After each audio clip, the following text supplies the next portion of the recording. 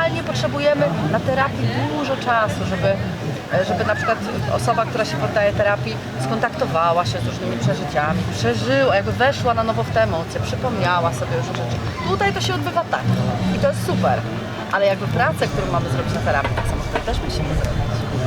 A my po prostu jej, znaczy my, no, wiele osób jej nie robi.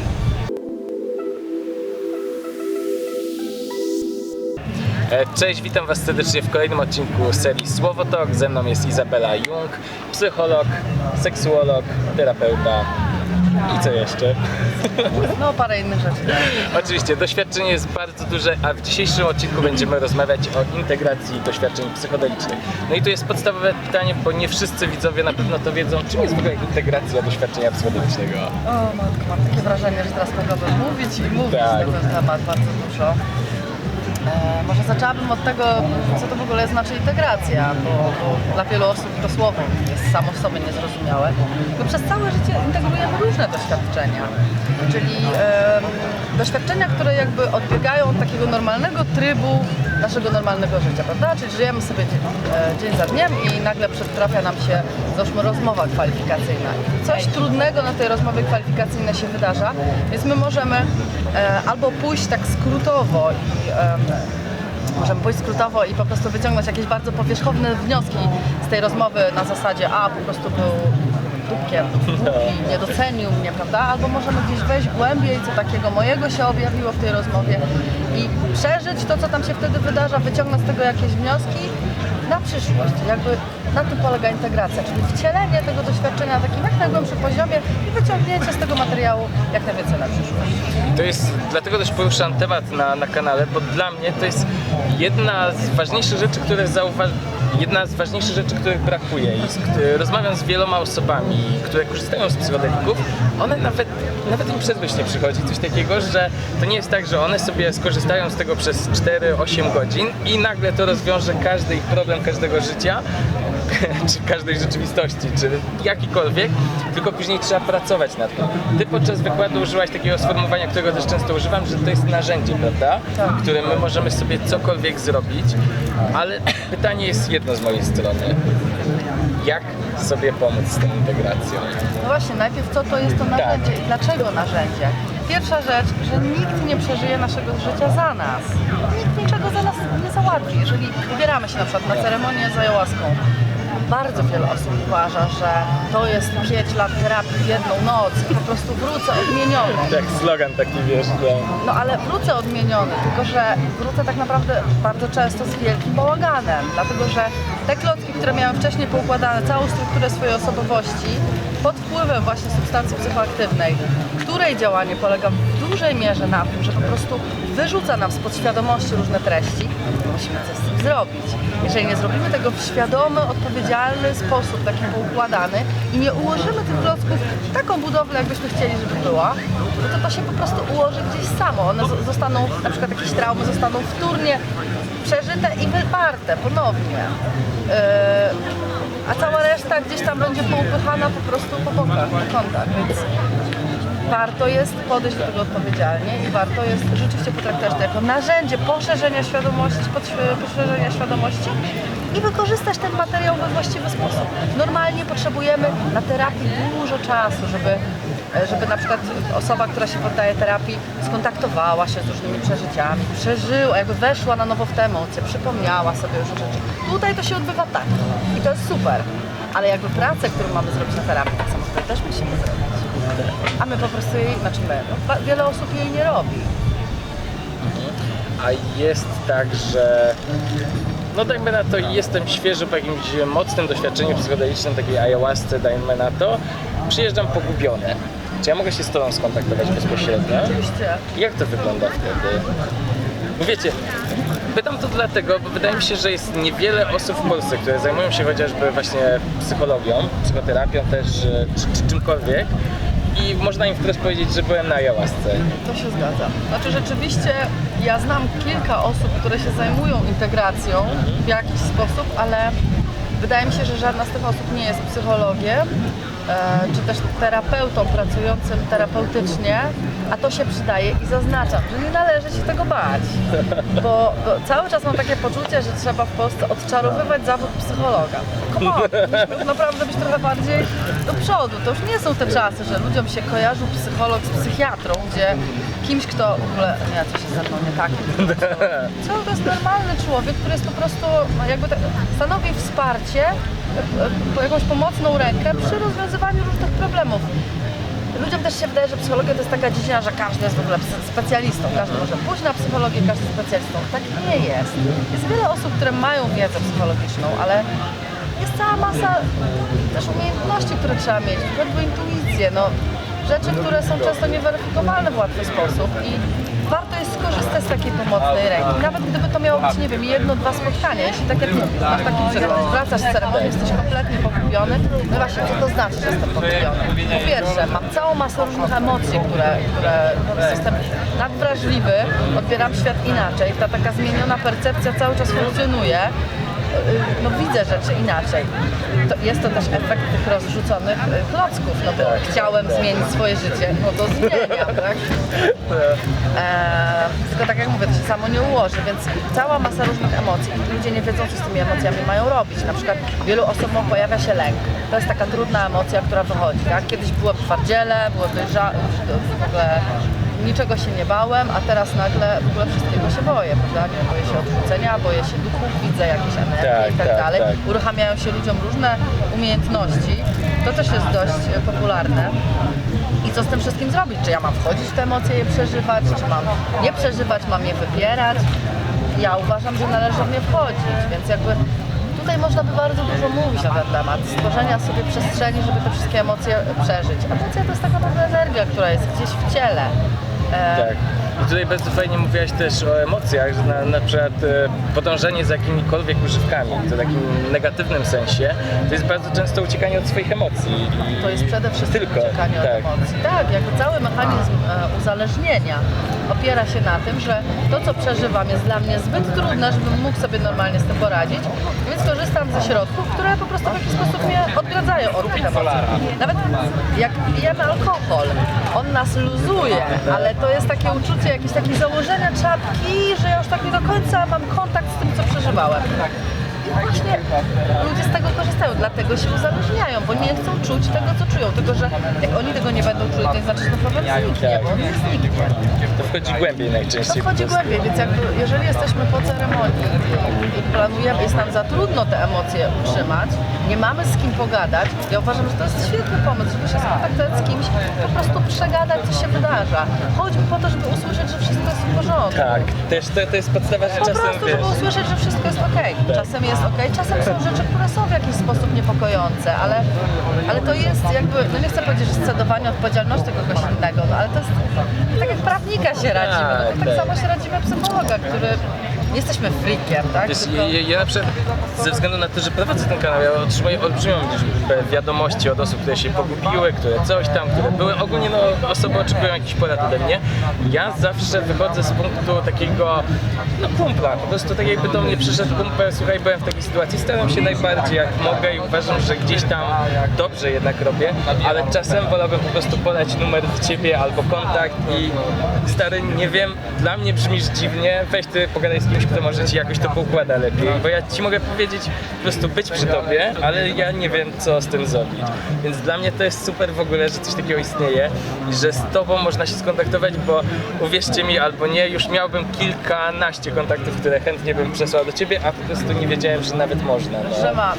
W ogóle to naprawdę się zrodziło z dużej potrzeby, dlatego że no po prostu znam osoby, które się zajmują organizowaniem ceremonii i zgłaszali się do mnie z takimi problemami, że czasami jest taka sytuacja, że nie wiedzą, czy mogą kogoś dopuścić do ceremonii, bo nie wiem, jest załóżmy za młody, albo nie wiadomo, czy ta motywacja jest właściwa, czyli czy ta intencja, ale bardziej bym uderzyła w motywację, ponieważ ludzie mają różne motywacje i motywacja pod tytułem ayahuasca, ja słyszałam, że tu daje niezłego kopa, to nie jest dobra motywacja.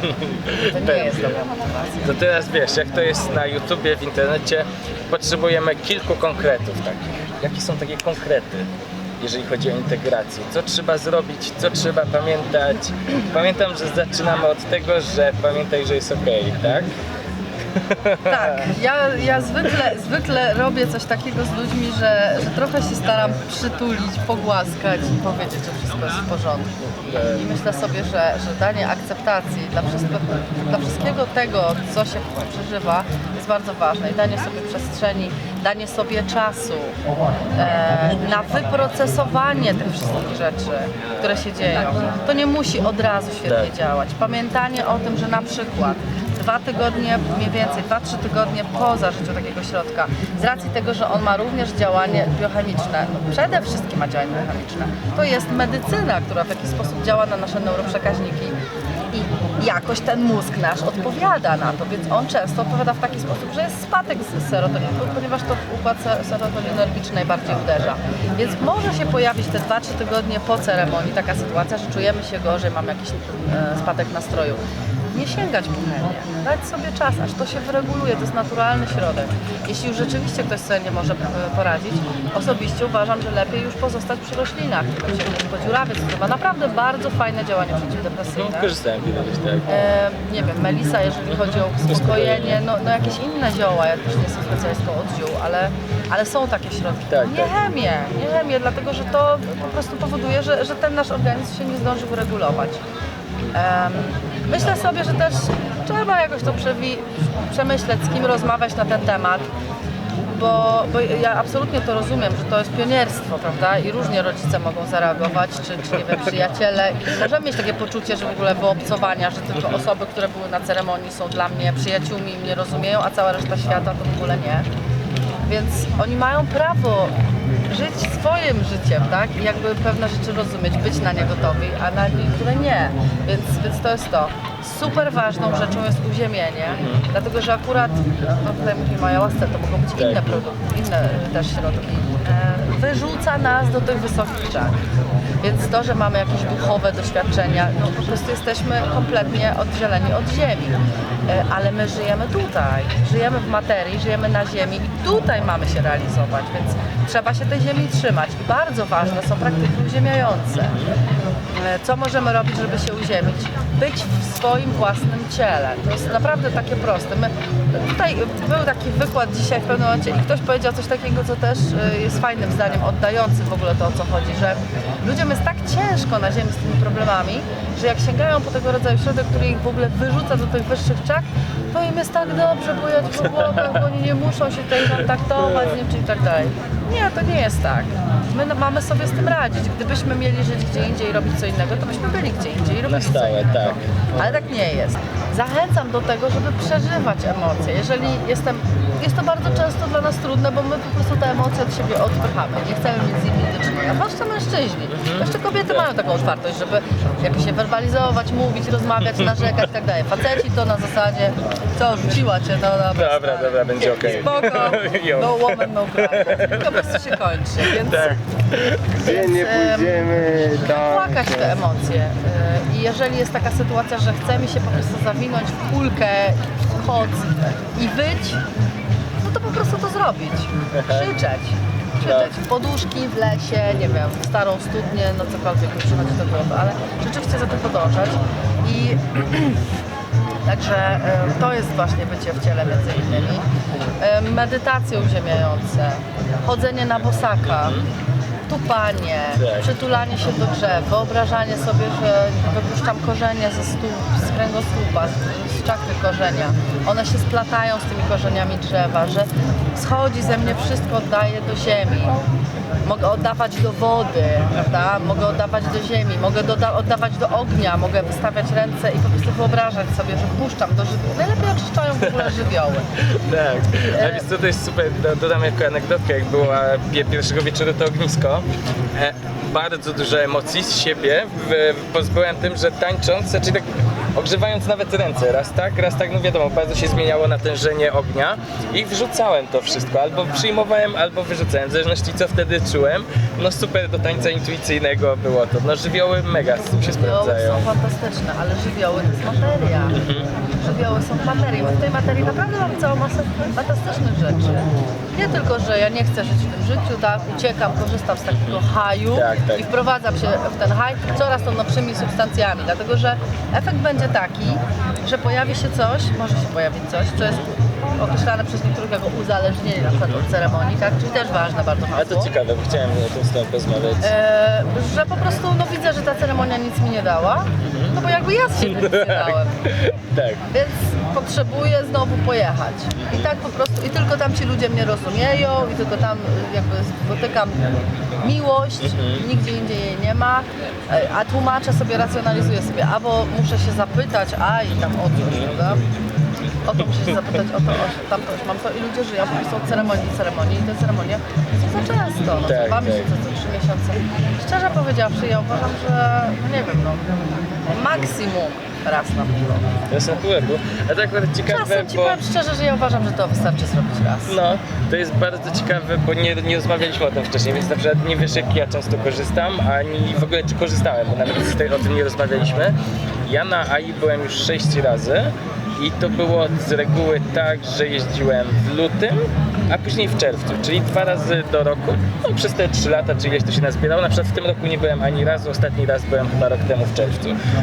2 razy w roku dla mnie było bardzo fajną rzeczą, szczególnie dlatego, że pierwsza była w lutym, kiedy byłem po zimie, bo takim naprawdę zima, już się człowiekowi nie chce, jakoś tak słabo się czułem i taka ayahuasca w lutym była dla mnie takim nową energią, z nowym spojrzeniem na różne rzeczy, często też przepracowanie, wiadomo, a w czerwcu była dla mnie takim wybuchem energii. To jeszcze na noc kupały z reguły jeździłem, więc wiesz, na najdłuższy dzień wszystko jakoś tak, na ostatniej ceremonii w ogóle czułem, że jestem płomykiem ognia, byłem na czerwono cały, wiesz, taki... Na ceremonii na czerwono. Tak, albo też ja jeździłem na ceremonię, gdzie jest aja i są grzybki. I na tej grzybkowej byłem już kolorowo, To już wiem bo... nawet gdzie. Tak, to domyślam się, że już wiesz. Tak, no i ja bardzo lubię to połączenie, bo najwięcej mi daje. Tak, myślę, że najwięcej mi daje, ale jak widzisz, od 1,5 roku nie jeżdżę, no jakoś straciłem potrzebę. Wydaje mi się, u mnie proces tej ayahuaski był taki, że za każdym razem czułem, że nie było tam jakichś wielkich przełomów, ale bardziej się otwierałem na wiele rzeczy i fajnie to u mnie działało. Ale to, co powiedziałeś, że niektórzy jeżdżą zbyt często i spotkałem na ceremoniach osoby, które były 30 raz, nie wiem który, jakiś tak, i ja nie widziałem, żeby oni fajnie wyglądali, nie czułem tego kompletnie. No, wyobrażam sobie, że nie wyglądają fajnie, skoro są 30 razy. Tak, i cały czas Uważam- zapętlenie jakieś takie, że ja muszę o coś zapytać, muszę się jeszcze czegoś dowiedzieć. I nie widzi tego I nie zapętlenia. widzi, tak. Nie widzi No. tego zapętlenia. I to jest absolutnie niewłaściwie. Znaczy nie powinno być naprawdę tak. Tak, tylko mi się wydaje, że to jest typ osoby, która z wieloma innymi rzeczami ma coś takiego samego, albo właśnie spycha odpowiedzialność na to, że ta Aja ma coś powiedzieć. To nie Aja ma powiedzieć, ty masz coś zauważyć i coś w sobie zmienić dzięki temu. Więc tu zapytam o jedną rzecz. Mam przypadek, który bym chciał wyjaśnić kiedyś. Ktoś uzyskał dużo odpowiedzi podczas ceremonii na swoje problemy życiowe. Naprawdę przyszedł bardzo głęboki proces, ale następnego dnia już nie wszystko pamiętał. Ale pamiętał to uczucie, pamiętał, że wiedział i od tamtego czasu trochę mu się to pętli w głowie. W sensie myśli o tym, myśli o śmierci, czasem znaczy w sensie co jest po tej śmierci, by ponoć wiedział. No i mnóstwo takich rzeczy, że on wiedział. Co z taką osobą? No, ale jak przekonać, żeby odpuścił? Bo ja to tłumaczyłem trochę, że ten temat trzeba trochę odpuścić. Znaczy nie trochę odpuścić, tylko po prostu odpuścić. Po prostu to, co on usłyszał, to, czego się dowiedział, to jest w nim. To się w nim zapisało. No jest gdzieś, na pewno. To, że on tego nie pamięta, wiesz, my mamy różne rodzaje Tak. pamięci. To, że on nie ma jakby świadomego dostępu do tej pamięci, ale my nie mamy świadomego dostępu do większości procesów, które się w nas odbywają. Tak. To nie znaczy, że tego nie ma, to jest raz. 2. Jeśli zakładamy, że to jest w nim, a jest, Jest, bo skoro na było pewno to jest, to jest. jak się zapisało to jest, to jedyna szansa, żeby to mogło wejść w tryb pracy i wykorzystania tej wiedzy jest taka, żeby to zostawić. Bo jeżeli on to trzyma, to jakby on to zabiera tą energię w zapętlenie, a nie zabiera tej energii w to, żeby to mogło działać. Rozumiesz, co mam na myśli? Tak, tak. No ja mam nadzieję w takim Powinna razie, taka motywacja wystarczyć. że w tą stronę to pójdzie. Tak jak już jesteśmy przy tym temacie, to na sam koniec zapytam, bo to też wiele osób ciekawi, to nie jest do końca jasne. Czy psychodeliki uzależniają? Jaki to jest poziom uzależnienia i co ty o tym wszystkim myślisz? Wiesz co, ja nie jestem specjalistą Ale w tym spotkasz się z ludźmi, którzy korzystają. Z mojej wiedzy wynika, że nie, że że nie, aczkolwiek musimy pamiętać o tym, że jest co najmniej 2 rodzaje uzależnienia, uzależnienie fizyczne i psychiczne, więc nawet jeśli nie ma takiego uzależnienia fizycznego, bo na przykład badania, które były prowadzone na LSD dowodzą, że nie uzależnia. Tak jak i na przykład badania podobno mówią, że ta dawka może być po prostu hiperwielka, a i tak nic się nie stanie. Człowiek przeżyje, nie jest tak. niebezpieczna, aczkolwiek nie chciałbym też, wyobrażać, co tam się dzieje. Zdarzają się historie, Ile to że ktoś trwa? wypił na przykład przez przypadek, bo było Tak, w lodówce u tak. współlokatora i zmieszane z alkoholem. Akurat niedawno świeże historie słyszałem w tym zakresie, no grube Ile akcje. trwało? Oj, 2 dni, nawet że miał czy jakieś takie, Ale czy no, więcej. w ogóle był. Tak, i że no, W jakim stanie był? tak. I nie wiem jaki dłuższy efekt z tego by wyniknął, no ale hardcore. No nie zazdroszczę. W każdym razie, no to mamy tutaj Ale to jest uzależnienie. nauczka, żeby nie pić czegoś, co nie należy do was, prawda? No Tak, to też. panie, ani nie brać. tym Tak. bardziej. Ani nie brać niczego, czego nie wiecie czym jest, bo ktoś wam daje, to też jest podstawa tego kanału. Tak, ale zobacz, jak powiedziałaś o uzależnieniu psychiczne- fizycznym i psychicznym właśnie. Psychiczne, oczywiście, no tak. Istnieje, Możemy się nie? uzależnić od wszystkiego. Przecież my jesteśmy uzależnieni od telefonów, od komputerów, od jakichś rytuałów, które wykonujemy Tak. codziennie, prawda? Nie wiem, od mycia zębów, no źle się czujemy, jak nie myjemy Na zębów przykład. raczej. To jest Niektórzy jakiś tam mogą mieć objaw obsesję, jak odstawienny. wyjdą tak, że nie umyli. Od makijażu jesteśmy uzależnieni od malowania paznokci, od całej masy różnych rzeczy, od tego, w jaki sposób widzą nas ludzie. Jesteśmy uzależnieni od masy różnych rzeczy. To nie możemy się uzależnić od ceremonii z ayahuasky. Oczywiście, że możemy się uzależnić od tego. A jak myślisz, po czym poznać, bo tu nawet nie chcę mówić dokładnie o ceremonii, ale o jakimkolwiek używaniu grzybków LSD, po czym poznać albo jak sprawdzić, czy jestem uzależniony? Jakie są takie, wiesz, objawy, emocje, które mogę poczuć, albo... Na przykład, jeżeli czuję, że dzieje mi się coś trudnego i zaczynam iść w kierunku tego czegoś, tego środka jako pomocy, a nie, że ja sobie sam z tym poradzę swoimi własnymi narzędziami, to dla mnie to już jest objaw, że coś jest nie tak. Super. Czyli po prostu trzeba obserwować siebie samego, sprawdzić jaką mam emocję, nie tłumić tej emocji w żaden sposób, tylko ją starać się poznać, rozwiązać, a jeżeli zauważam, że mam emocje i ja akurat paliłem tytoń i miałem problem z nikotyną i że po prostu tytoń momentalnie zmienia emocje, mam wrażenie, no to po prostu raz, dwa, papieros. Jest mi dobrze? Papieros. Jest mi źle? Papieros. I to ewidentny jest nawyk i uzależnienie. Z psychodelikami jest o tyle bezpiecznie, to sam od siebie dodam, że bardzo często po prostu trzeba tydzień przed zrobić 2 tygodnie, żeby użyć kolejny raz. Więc jest taki mechanizm bezpieczeństwa, taki nie wiem, może natura to stworzyła albo cokolwiek, czy tak po prostu przez przypadek jest, że trudniej się jest od tego uzależnić, bo po prostu trzeba dawać sobie bardzo duże dawki, na przykład dzień po dniu. No to już jest nieekonomiczne i ciężkie. Więc kończąc, myślę, naszą rozmowę na tym, że tak naprawdę na wszystko trzeba uważać, najlepiej w sytuacjach, kiedy nie jesteście czegoś pewni, poradzić się eksperta w tym zakresie i bardzo serdecznie w takim razie Iza, dziękuję Ci za rozmowę. Miło było porozmawiać. Jeżeli będziecie chcieli, żeby jakikolwiek temat tej rozmowy został w jakiś sposób rozszerzony, dajcie znać w komentarzach. Myślę, że też może przy okazji kolejnego filmu, bo jeszcze kiedyś na pewno wpadniemy na siebie, rozszerzymy te kwestie. W opisie zostawię także kontakt do Izy, więc zawsze możecie tam się skontaktować. No i oczywiście na koniec zapraszamy do polubienia filmu, do subskrybowania i do udostępniania. Dzięki jeszcze raz wielkie. Cześć!